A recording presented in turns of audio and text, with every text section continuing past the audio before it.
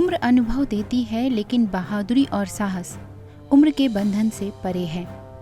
ये साबित किया है मुरैना के रहने वाले अद्रिका और उसके भाई कार्तिक ने।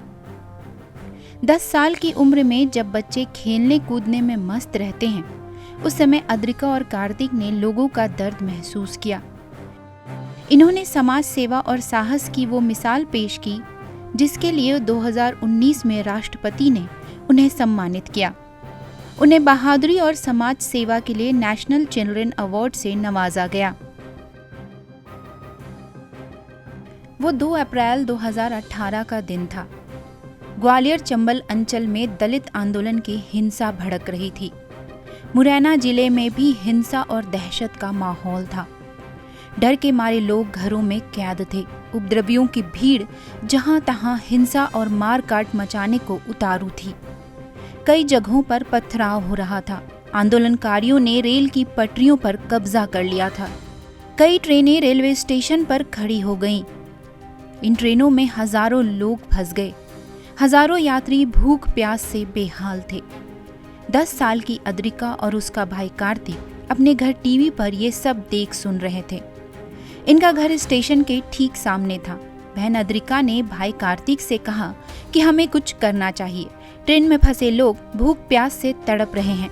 फिर दोनों ने तय किया कि हम इनकी मदद करेंगे।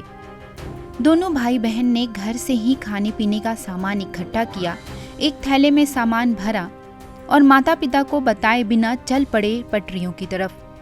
जब दोनों रेलवे स्टेशन पहुंचे तो पुलिस वालों ने उन्हें रोका और कहा कि यहाँ से चले जाओ, जान का खतरा है। लेकिन अद्रिका और कार्तिक तड़पते लोगों की मदद करने की ठान चुके थे। दोनों अलग अलग रास्ते से होते हुए किसी तरह ट्रेन पर जा पहुंचे। अद्रिका ने बताया कि हम भी डर रहे थे, लेकिन फिर सोचा कि कुछ गलत नहीं कर रहे तो डरना किस बात का। ट्रेन में फंसे यात्री बुरी तरह डरे हुए थे। शुरू में उन्होंने डिब्बे के गेट भी नहीं खोले, लेकिन जब देखा कि 2 छोटे बच्चे कुछ खाने का सामान लाए हैं तो उनकी जान में जान आई। जो भी सामान वो घर से लाए थे वो सब यात्रियों में बांट दिया। इस बीच अद्रिका और कार्तिक के माता पिता भी उन्हें ढूंढते हुए वहां पहुंच गए। दोनों को वहां से चलने के लिए कहा, लेकिन बच्चों ने घर जाने से मना कर दिया, बल्कि अपने पापा से कहा कि घर में जितना भी खाने पीने का सामान है सब ले आओ, हम इन्हें यहाँ भूख प्यास से तड़पते नहीं छोड़ सकते। पिता को भी बच्चों की बात माननी पड़ी। वे घर गए, खाने पीने का सामान जुटाया और आसपास के लोगों के साथ फिर स्टेशन पहुंच गए। जो पुलिस ऑफिसर्स थे उन लोगों ने रोका क्योंकि हम छोटे बच्चे थे, लेकिन हम लोगों ने उनको रिक्वेस्ट की कि हम कोई हेल्प करने जा रहे हैं, तो उन लोगों ने हमको अलाउ कर दिया।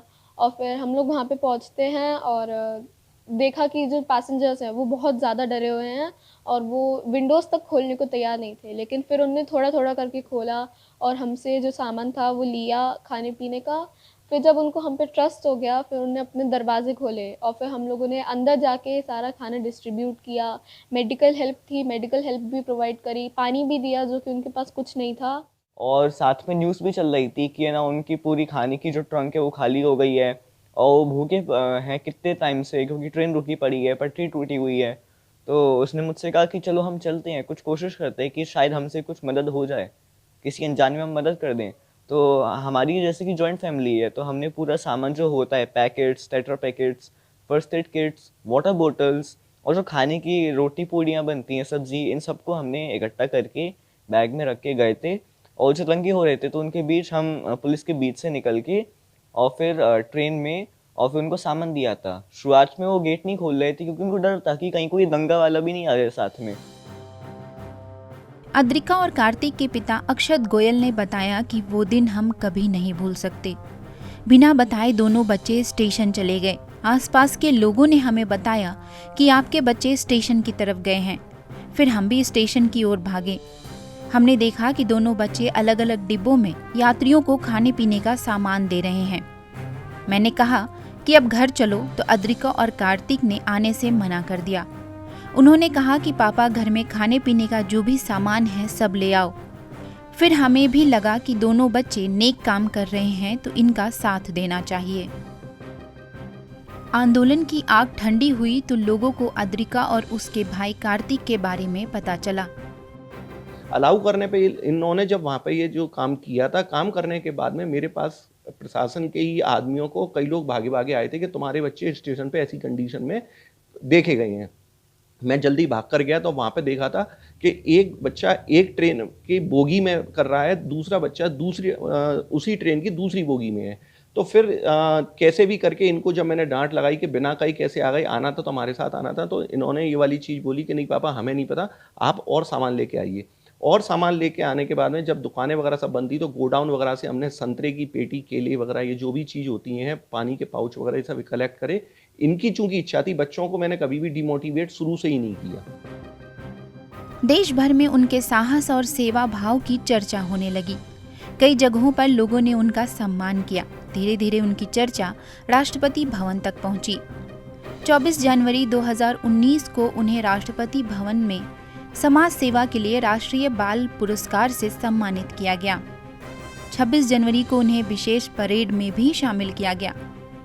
इसके बाद तो 10 साल की अद्रिका और उसके भाई कार्तिक की बहादुरी और समाज सेवा की खबरें मीडिया की सुर्खियां बन गई।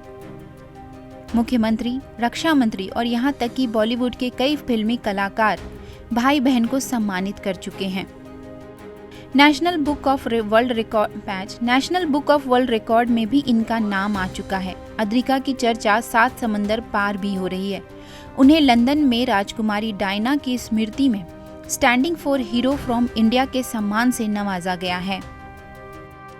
अद्रिका शुरू से ही हिम्मत वाली रही है। जब वो महज 3 साल की थी तो एक हादसे में उसके दोनों पैर बुरी तरह से झुलस गए थे। अद्रिका की मां भी इस घटना में 60% जल गई थी। आसपास के लोग हौसला देने की बजाय तरस खाने लगे। कुछ लोगों ने कहा कि अब ये बच्ची कभी नॉर्मल जिंदगी नहीं जी पाएगी। तब अद्रिका के पिता ने कहा कि उन्हें नॉर्मल नहीं, एक्स्ट्रा ऑर्डिनरी लाइफ जीनी है। इसके बाद अद्रिका ने ताइक्वांडो की ट्रेनिंग लेनी शुरू की। मेरे दोनों पैर जल गए थे। उसके बाद मेरी मदर जो है वो दिल्ली एडमिट थी क्योंकि वो भी लगभग 60% बर्न हो गई थी। तो जब मेरे पेरेंट्स 2 महीने बाद घर पे आते हैं तो कई लोग उससे पहले मुझसे बोल रहे थे कि ये तो नॉर्मल लाइफ नहीं जी सकती क्योंकि मेरे पैर जल गए थे तो चलना मुश्किल था।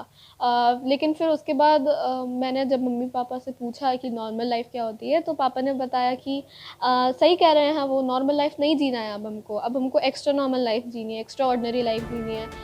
अपने आत्मविश्वास और जुनून से अद्रिका अपने पैरों पर फिर से खड़ी हुई। अद्रिका ने 7 साल और 11 महीने की उम्र में ब्लैक बेल्ट हासिल किया। अब वो सेल्फ डिफेंस के लिए दूसरों को मोटिवेट कर रही हैं। वो अब तक करीब 10,000 स्कूली बच्चों को आत्मरक्षा की ट्रेनिंग दे चुकी है।